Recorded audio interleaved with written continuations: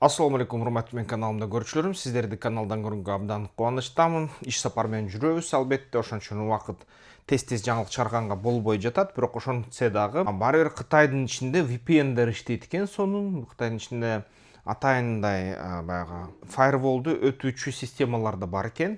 Ушул системалар менен колдонуп, дүйнөдөгү болуп аткан жаңылыктар үзүлбөй эле койсо болот экен да. Ошол нерсе мени таң калтырды. Албетте бул жакшы. Мисалы үчүн Орусияда да бүгүн интернетти тыйганда, YouTube'ду тыйганда элдер дал ошондой эле VPN'ди колдонуп дүйнөлүк жаңылыктарга кошулуп жатат.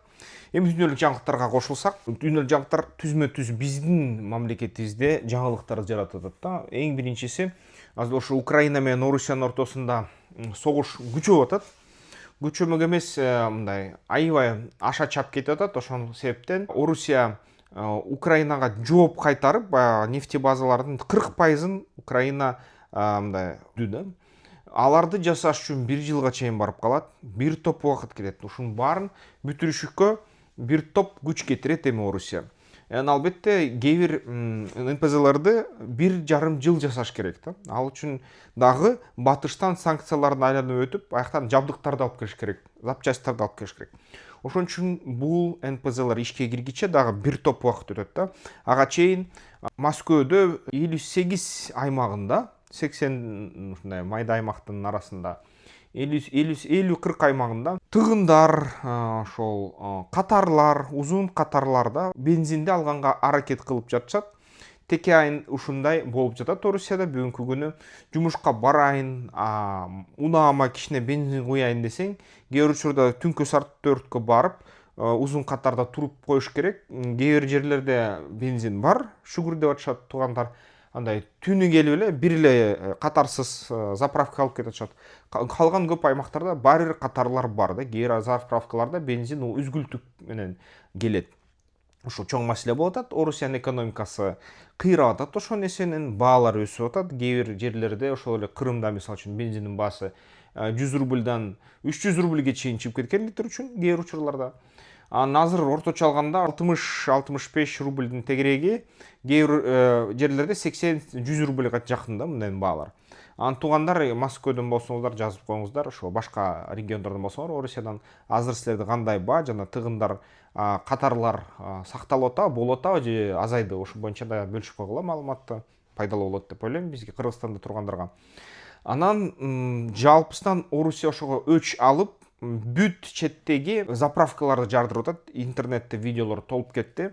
Кап бомбаларды ыргытып, артиллерия менен атып, Орусия аскерлери ошо чегаранын жанындагы бүт ошо Херсон областын, мисалы үчүн Николаевдин калдыктарын, областтарын, ошол эле Белградтан ары өткөндө ошо Харьков аймагын, областын, Украинадагы ошол чегаранын тыкыз жанында турган заправкаларга кап менен бомбалар түшүрүп атышат, видеолорун тартып атышат, дрондор менен да атып атышат, FPV дрондор менен атып атышат. Ошол Орусияда атайын түзүлмө жаңы аскерлер мындай бөлүмү пайда болгон, атайын дрондор менен Рубикон деп аталат. Алар деген дрон аткандарга аңчылык кылат дрондор менен. Дрондорго каршы дрончулар мындан айтканда. Алар ошол Рубикон жана башка ошондой сыяктуу бөлмөлөр атып атат Украинанын заправкаларын, жана ошонун видеолорун таратып атат. Интернетте көп чыгып атат, орусиялык каналдарда, телеграм каналдарда, X.com-да дагы бар, Facebook'та да бар, YouTube'ка да чыгарып атат да, блокировкага бан кылса ага карабай. Кээ бир учурда бан болуп кетип атат орусиялык каналдар YouTube'да. Бирок ушундай көп да, заправкаларды жардырып, баягы Украинанын армиясынын камсыздоосун кыркканга аракет кылып атышат орусиялыктар. Кошумча дагы ушул 2-3 теке айынын күндөрүндө 26-жылы Киевке да атышты катуу, аяктан 30дан ашык жаран набыт болду. Жүздөгөн адамдар жарадар болду. Анан көбүнчө ушундай тынч инфраструктурага тийип атат. Зеленский кичине бышып жетилиптир саясатчы катары, анткени чуркап парак алып, элчилерди алып, башка ошол өнүккөн өлкөлөрдүн элчилерин ар бир ураган үйгө алып барып көрсөтүп, мынакей муякта дрондордун заводун көрүп атасыңарбы, муякта аскер инфраструктурасын көрүп атасыңарбы же жокпу деп сурап, ушинтип кыдыртыптыр. Анан тигилер айтыптыр, жок, чын эле бул тынч үйлөргө тийиптир, тынч жарандар өлүптүр деп ушинтип тастыктаптыр. Анан Зеленский айтыптыр, мунун баарын эстеп калгыла, тартып алгыла, каттап алгыла, кийин сот үчүн дейт да, баягы Гаагадан эл аралык трибунал жасайм дейт. Анан элчилер ошону катталыптыр. Мындайын айтканда, бул саясий пиар аябай күчтүү болуп атат. Зеленскийдики үйрөнүптүр да ошол. Кандай кылышты согушта өзүнүн баягы тарапташтарын жоготпош үчүн тарапташ анткени орусиялык каналдардан замат да кетти. Кошумча дагы видеолор да кетти. Баягы мынакей биз Украинада тынч жарандарды эмес, аскердик объекттерди бомбаладык деп чыгып атат. Бирок ал тастыкталбай атат. Ошон үчүн Зеленский элчилерди көтөрүп алып, ошолорду кыдыртты да, баягы жарылган жерлерде. Анан Орусия дагы бир сыйра дрон менен, ракета менен атты, баллистика менен атты. Бул жолу ошол Украинада ПАК-3 жетпей калдыбы, кандай болду? Баллистиканын баары өттү да, ПВОнун аттап өттү жана ошол теке күнүнүн түнүнө бир ошол 6-чыга карай таң атпай дагы дрон ракеталык атака болду Россиядан Украинага карай, Киевке жана башка областтарга. Анан ошол жерден бүт баллистикалар ПВОдон өтүп буталарына тийди. Дагы бир нече тынч жаралар болду. Азыр Украинада ушул боюнча мындай аябай начар маанайда. Кээ бир комментаторлорум адам жегич экен да, жазып атышат да, эки тараптан тең киши өлүп атса, жазат экен да, украиналыктар өлсө, гана Украинанын көрдүң форточкасына кирип атат ракета, мына өлүп атат дейт да. Мына сенин украиндиктериң деп жазат, таң калыштуу да. Мен жаңылык айтам да, Орусия Украинага биринчи кол салды, турабы? Тура 22-жылы. Андан ары, андан мурун 2014-жы биринчи кол салды, турабы? Тура. Будапешт меморандуму деген документ бар, турабы? Тура. Анан ошон үчүн ошондой эле айтып берип атсам, да чындык болгондой айтып берип атсам, булар болсо баягы мынакей адамдар өлдү, украиндиктер өлдү, жыргап атабыз деп мындай жыргалашат да. Бул адамгерчилик болуш керек, туугандар. Орусияны колдойсуңар, Украинаны колдойсуңар, силердин ишиңер. Мен эч кимди колдойм, мен Кыргыз мамлекетин колдойм. Бирок адамдар өлсө жана акыйкаттык бузулса, айтам аны. Анан бул жолу туугандар акыйкаттык ошо Будапешт меморандумун эсептесеңер, тарапта эмес да, мындай айтканда. Украина тарапта, Украинанын көп кемчиликтери бар, бирок Украина бул жерден табылга жырткыч Орусия болуп атат да. Украина табылга болуп атат. Бирок Украина мындай жөнөкөй табылга эмес экен да, баары баягы тиштенип атат, тиштенип дагы ошол бүткүл дүйнөнү өзүнө каратып, жардам бердирип, бүт 52 НАТО өлкөлөрүн бириктирип, ошолордон акча алып, курал алып, жаңы технология алып, кайра Орусиянын ошол НПЗлерин өрттөп атат. Петербург НПЗсине да сокту ушул акыркы күндөрү. Ошентип анан бензин кризисин жасап жатат да. Анан жакында Анкарада, Түркияда ошол 7-8 же болсо бүгүн, анан эртең НАТО саммити болот. Ошол НАТО саммитинин астында бул эки тарап бири-бирин жаман төпөштөп жатса керек да, адамдарды өлтүрүп ушундай. Мен ойлоп атам да, анткени Орусияда, Украинадагы ошол НАТО саммитинен биринчи Орусиянын максаты Украинаны колдогондорду кичине сестендирүү жана ошол колдоодон пайда чыкпайт, утулсунчу Украина деген чечимге келтирүү. Ал эми Украинанын максаты жок, биз мына Орусия бизди жок кылат, анан бизден кийин силерди жок кылат НАТО өлкөлөрдү деп ушундай ошонго ишендирип жатат да Украина. Ошон үчүн булар азыр катуу ушундай кызуу соккулар менен алмашып калган окшойт.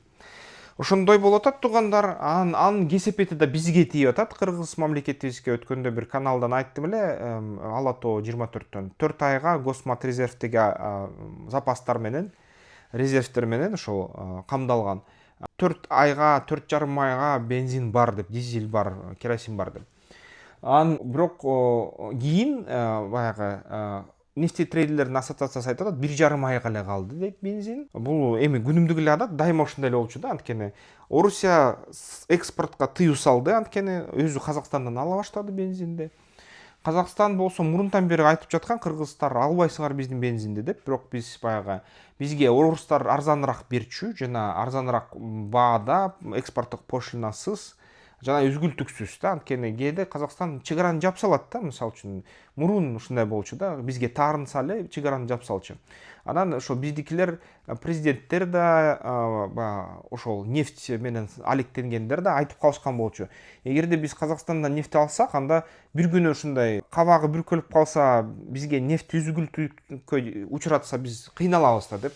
Андан көрө Орусия баарынан күчтүү, баягы кыйын ошол союзда, Евразия биримдигинде. Ошондон бензин алып туралы деген сөздөр айтылган болчу да, менин эсимде бар. Ошо чоң адамдар менен сүйлөшкөндө акылдашкан, ошентип айтышкан. Анан нерсе Украинага Орусиянын тиши сынып калгандыктан, Орусия азыр нефтте аз болуп калгандыктан, Украина ушул нефтке согуп аткандыктан, эми бизге тобокелдик келе баштады. Госматрезерв бизге негизи бул нерсени жардам берет. 98-чи бензин болбой калышы ыктымал, 100-чү бензин дегендей. Азыр мурун деле аз келчү биздин базарга. Азыр болсо такыр бензин аз келип калат, баары кымбаттайт деген ойлор бар. Мен 3 вариант көрүп атам азыр ушундан чыгуунун.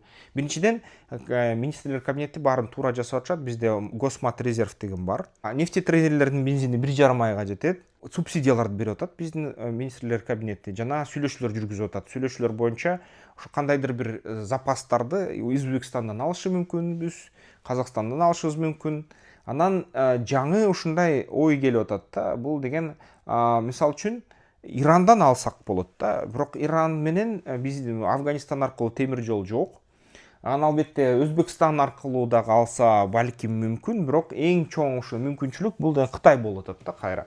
Мен азыр ушул Кытайда жүрөм, бул жерде да ошондой ойлор бар экен да. Мисалы үчүн айтып атышат, биз деген нефттен, күйүүчү майдан, ошо бензинден көз карандылыкты азайтып атабыз дейт да.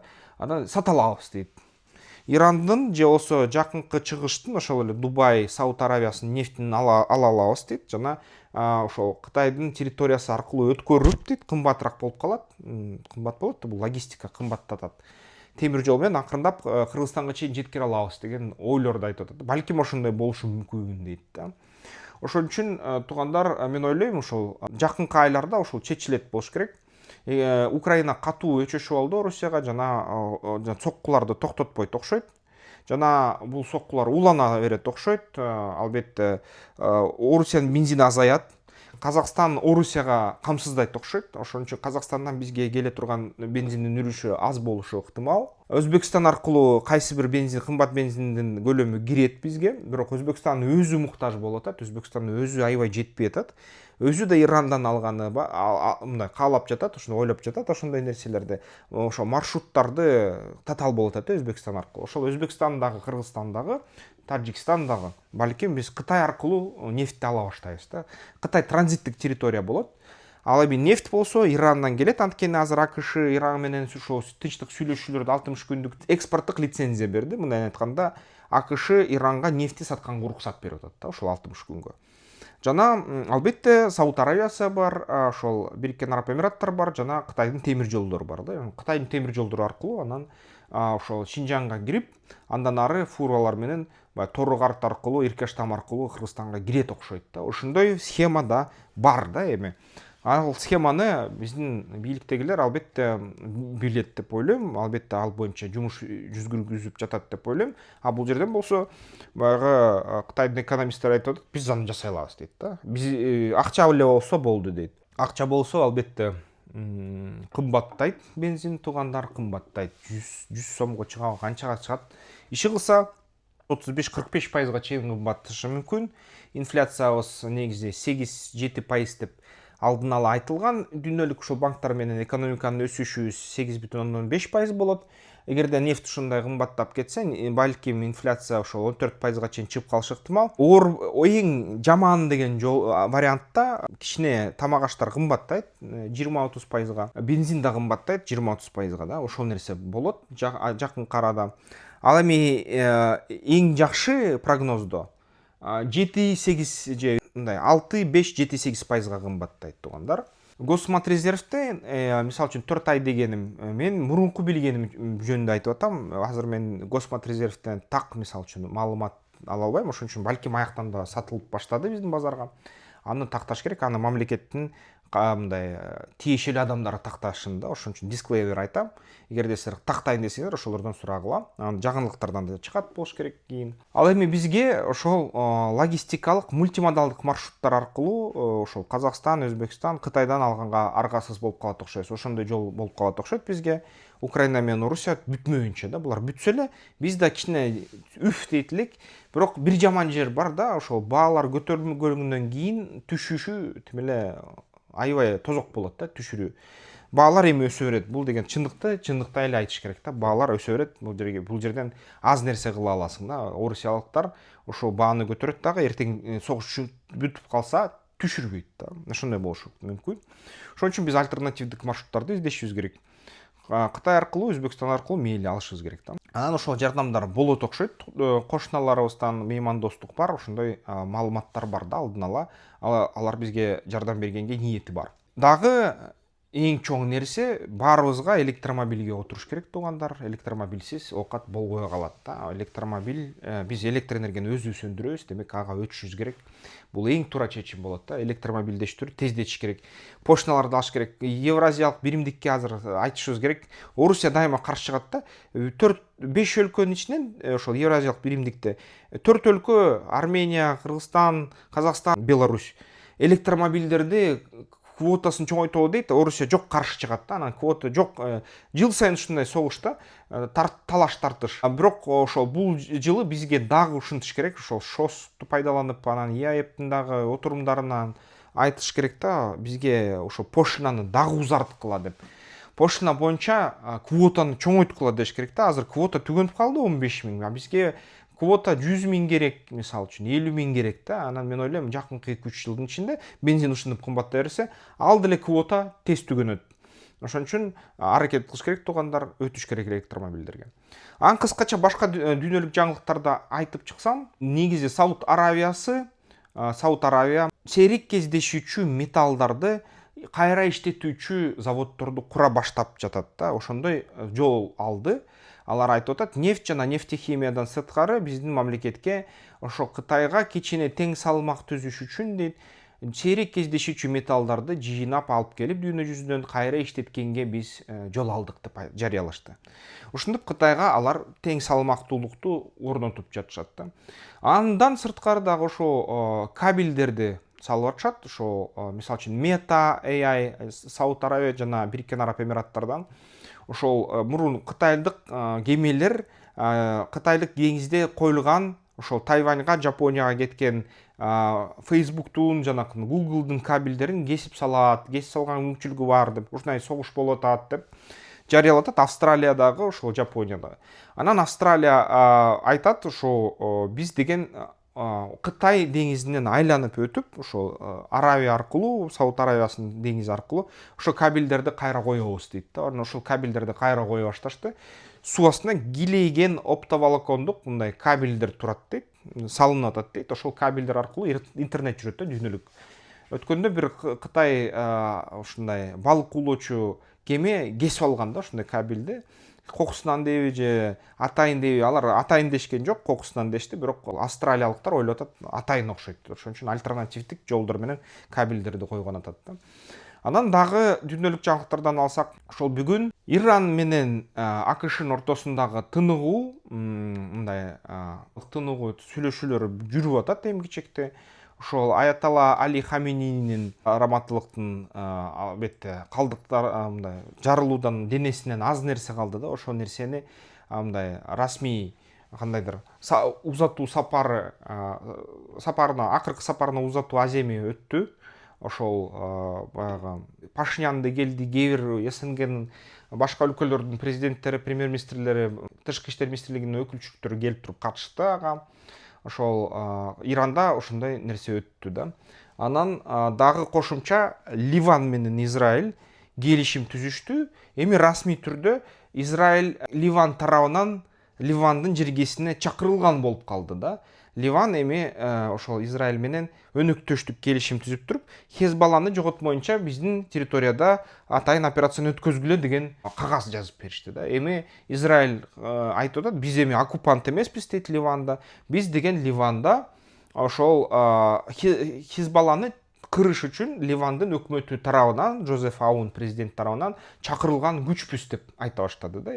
Анан бүгүнкү күнү дагы дүйнөлүк ушундай геосаясий чогулуштарда бир чоң жаңы атаандаштык белгилене баштады. Израиль, Түркияда. Эми ушул эки мамлекет, Израиль НАТОнун чоң досу, АКШнын досу, өнөктөшү, Түркия болсо НАТОдагы экинчи эң күчтүү армия. Ошон үчүн НАТОнун армиясы, эми АКШ Америка First деп Трамптын айтканы боюнча НАТОдон чыккан жатат да, же НАТОны тоотпой жатат, ага акчаны кетирбейбиз деп атат. НАТОны европалык мамлекеттер 5% өзүнүн ички дүң продукциясынан бөлүп берип, ушинтип каржылап атышат. АКШ ошондон алыска туруп атат. Ошентсе дагы АКШнын жеке компаниянын баары Украинага лимитсиз майда дрондорду берчү, жана Hornet, Ары же Марсианин деген дрондорду жана башка системаларды. Ал эми ошол азыркы күнү Түркия менен Израиль ортосунда чың алуу башталып жатат деп айтып жатат. Бул жаңы геосаясий ушундай чың алуунун булагы деп жатышат да. Ошол нерсе акырындап күчкө кирип жатат бүгүнкү күнү. Түркиядан коркуп кеткен окшойт да, ошол кээ бир күчтөр негизи тең салмакты кайра жоготуп аткан окшойт, өзүнүн үстөмдүгүн жоготуп аткан окшойт, анан тең салмакка кайра алып келебиз деп аткан окшойт да. Ушундай, ал эми бүгүнкү күнү эң эле баарынан утуп аткан өлкө Кытай болуп атат да дүйнө жүзүндө. Кытай мындай болуп атат да, Кытай Орусиянын курал сатпайт жана түз колдобойт, кыйгачынан колдойт. Орусиядан нефть алат арзан, бирок Орусиянын жеңилишин каалабайт. Орусия жеңилсе, кийинки ошол мисалы үчүн батыш өлкөлөрдүн соккусунун астына Кытай калып калат да. Ошон үчүн Кытай Орусияны сактагысы келет. Орусия болсо элитасы Украина менен согушту токтотсо азамат болот, утат.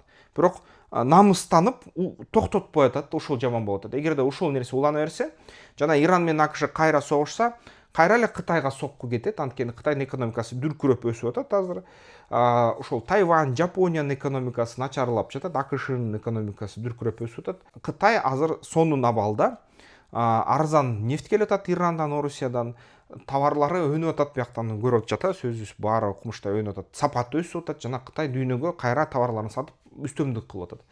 Бирок эгерде ошол Ирандагы, Орусиядагы утулса, анда кийинки кайра согуштарды уюштуруу, согуштарды тең салмакка, салмакты өзгөртүү, ушундай дүйнөлүк политика бүт батыш өлкөлөрдүн көңүлүнө Кытай кайра батып калат да. Ошондо Кытайдын кайра ушун кыйынчылыктар пайда болот да, түзмө-түз тирешүүлөр болот. Ошон үчүн азыркы күндө Кытай буга кызыктар эмес, бир четинен пайдасын алып атса дагы кызыктар эмес да. Ушундай нерсе болуп атат. Биз болсо Кытайдын кошунасы Кыргыз мамлекетибиз срочно же электромобилге өтүшүбүз керек, же ошол айланып өтүүчү бензин жеткирүүчү жакынкы чыгыштан бензин жана нефтти жеткирүүчү жолдордун баарын иштетишибиз керек да. Анан эң биринчи ойго келип аткан нерсе Өзбекстан, Казакстан, бирок экинчи ойго келип аткан нерсе бирок Өзбекстан, Казакстандан да маанилүүрөөк болуп калат бизге, анткени бизге диверсификация керек. Казакстан баары бир нефтин Орусия сурайт да. Ошон үчүн бизге ошол Кытай аркылуу, Кытайдын темир жолдору аркылуу Ирандын нефтин алып келиш керек болуп калат да. Ушундай туугандар, силерде ой пикирлериңер кандай? Комментарийлерге жазгыла, макулсуңарбы, макул эмессиңерби, каршысыңарбы? Сонун да, кандай гана комментарий жазбасаңар, ошол пикириңер аябай баалуу мен үчүн. Өтө мындай катуу сөз айтсаңар деле, жакшы сөз айтсаңар деле бирдей баалуу экен YouTube үчүн. Албетте мага жакшы сөзүңөрүңөр жагат. Ал эми сиздерге бизнес план керек болсо, техникалык, экономикалык негиздеме керек болсо, ошол видеонун астында WhatsApp бар, телефон бар, ошого жазсаңыздар болот. Ошондо биз сиздер менен баарлашабыз. Тео бизнес план жазып беребиз. Бул инвестиция тартканга жакшы жардам берет, партнерлор менен сүйлөшкөнгө, банктардан кредит алганга, өнүктүрүү фонддордон каржылоо алганга жардам берет да. Биз кыргызча, орусча, кытайча, англисче жазып беребиз да. Анда эмесе, эмки видеолордон көрүшкөнчө.